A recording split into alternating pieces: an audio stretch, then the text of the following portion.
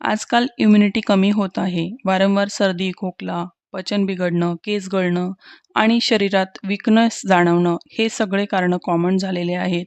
कारण vitamin deficiency म्हणजेच व्हिटॅमिन्सची कमतरता, केमिकल फूड, रॉंग लाईफस्टाईल या सगळ्यामुळं आपल्याला खूप सारे आजार होत आहेत.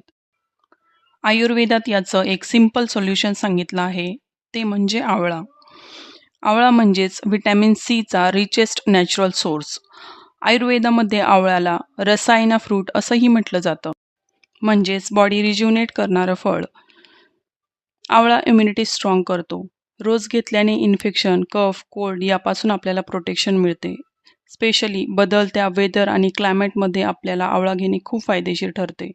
आवळा पचन सुधारतो, गॅस, ॲसिडिटी, कॉन्स्टिपेशन कमी करतो.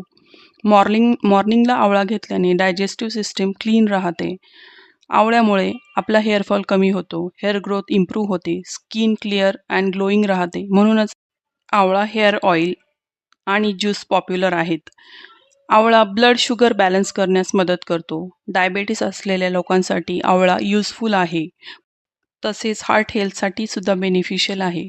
आवळा बॉडी डिटॉक्स करतो, फ्री रॅडिकल्स कमी करतो, एजिंग प्रोसेस स्लो करतो आणि यालाच आपण नॅचरल अँटी एजिंग रेमेडी म्हणून सुद्धा आपण यूज करू शकतो. आवळा ज्यूस आपण सकाळी रिकाम्या पोटी घेणे फायदेशीर आहे. तसेच आवळा आपण रॉ म्हणजेच पूर्ण आवळा घेऊन त्याला मीठ लावून पण खाऊ शकतो किंवा आवळा पावडर जी असते ती आपण कोमट पाण्यासोबत घेऊ शकतो किंवा आवळ्याचा आपण मुरंबा बनवून पण आवळा आपण खाऊ शकतो.